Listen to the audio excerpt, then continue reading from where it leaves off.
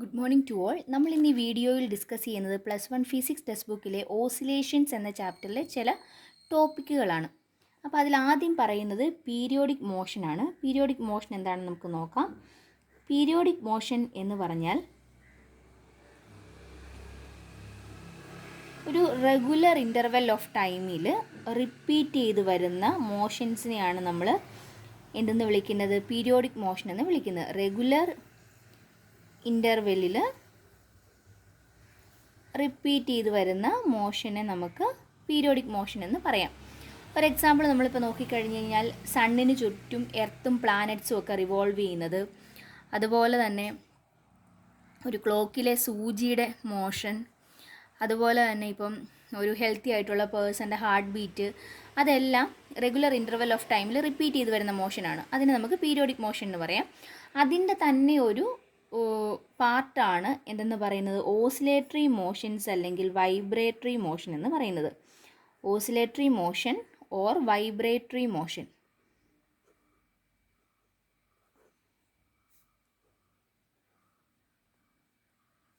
എന്ന് പറഞ്ഞു കഴിഞ്ഞാൽ നമ്മളിപ്പോൾ ഒരു ഫിക്സഡ് പോയിൻറ്റിൽ നിന്നുകൊണ്ടുള്ള ടു ആൻഡ് ഫ്രോ മോഷനെയാണ് നമ്മൾ എന്തെന്ന് വിളിക്കുന്നത്? ഓസിലേറ്ററി മോഷൻ അല്ലെങ്കിൽ വൈബ്രേറ്ററി മോഷൻ എന്ന് പറയുന്നത്. അതിൻ്റെ ഒരു പ്രത്യേകത എന്തായിരിക്കും? അതൊരു ഡെഫിനിറ്റ് ഇൻ്റർവെൽ ഓഫ് ടൈമിലായിരിക്കും ആവർത്തിച്ച് വരുന്നത്. ഡെഫിനിറ്റ് ഇൻ്റർവെൽസിൽ ആവർത്തിച്ച് വരുന്ന ടു ആൻഡ് ഫ്രോ മോഷനെയാണ് ഓസിലേഷൻ അല്ലെങ്കിൽ വൈബ്രേഷൻ എന്ന് പറയുന്നത്. ഒരു എക്സാമ്പിൾ വെച്ച് നമുക്ക് നോക്കാം. നമ്മളിപ്പോൾ ഒരു സിമ്പിൾ പെൻഡുലം എടുത്തെന്ന് വിചാരിക്കുക. സിമ്പിൾ പെൻഡുലം നിങ്ങൾക്ക് എല്ലാവർക്കും അറിയാവുന്നതാണ്. അപ്പോൾ ഒരു ത്രെഡ്, അതിൻ്റെ അറ്റത്തൊരു ബോബ് തൂക്കിയിട്ടിരിക്കുന്നു.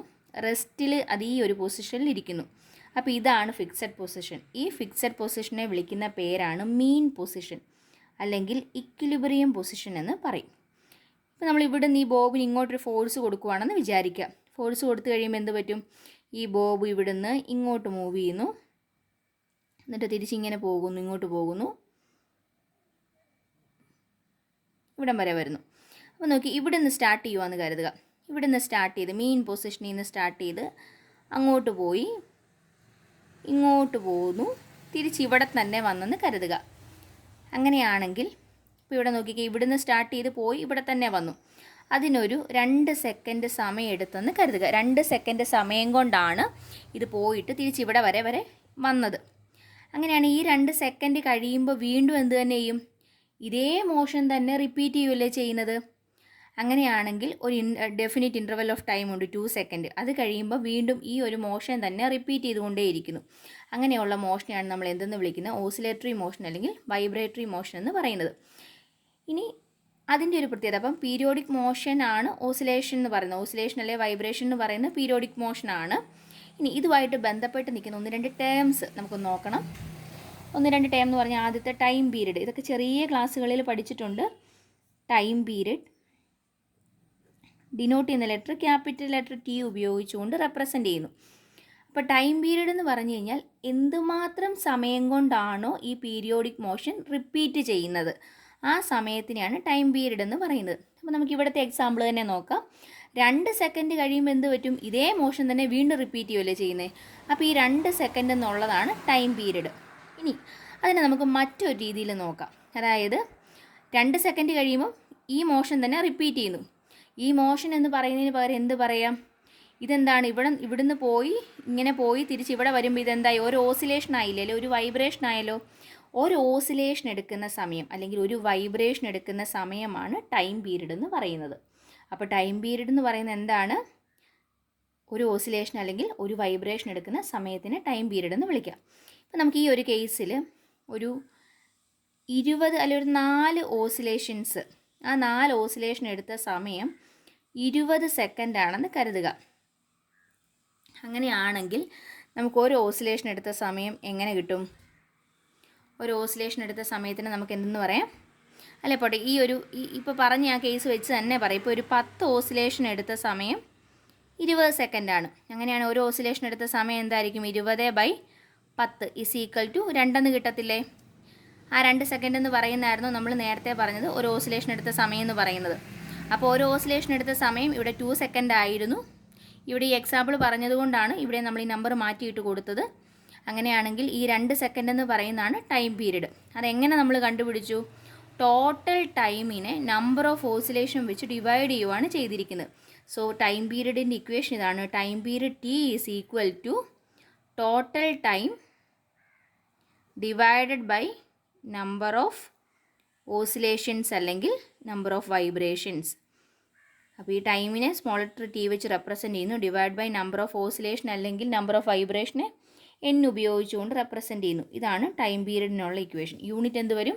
സെക്കൻഡ് വരും. അതിൻ്റെ യൂണിറ്റ് സെക്കൻഡാണ്. ഇനി അടുത്ത നമുക്ക് ഫ്രീക്വൻസി ഒന്ന് നോക്കണം. ഫ്രീക്വൻസി എന്ന് പറഞ്ഞു കഴിഞ്ഞാൽ 1 സെക്കൻഡ് സമയം കൊണ്ട് ന്യൂ വെച്ച് റെപ്രസെൻറ്റ് ചെയ്യുവേ. 1 സെക്കൻഡ് സമയം കൊണ്ട് എത്ര ഓസിലേഷൻസ് ഉണ്ടാവുന്നുണ്ട് അല്ലെങ്കിൽ എത്ര വൈബ്രേഷൻസ് ഉണ്ടാവുന്നുണ്ട് അതിനെയാണ് ഫ്രീക്വൻസി എന്ന് പറയുന്നത്. Number of oscillations or vibrations in 1 second. അതിൻ്റെ ഇക്വേഷൻ എന്ത് വരും? Nu is equal to 1 by time period എന്ന് കിട്ടും. അതിൻ്റെ യൂണിറ്റ് ഹേർട്സ് ആണ്. ഇതൊക്കെ നിങ്ങൾ ഓൾറെഡി ചെറിയ ക്ലാസ്സുകളിൽ പഠിച്ചിട്ടുണ്ട്. അതുപോലെ തന്നെയുള്ള മറ്റൊരു ടേമാണ് പീരിയോഡിക് ഫങ്ഷൻ. പീരിയോഡിക് ഫങ്ഷൻ എന്താണെന്നും കൂടി നോക്കണം.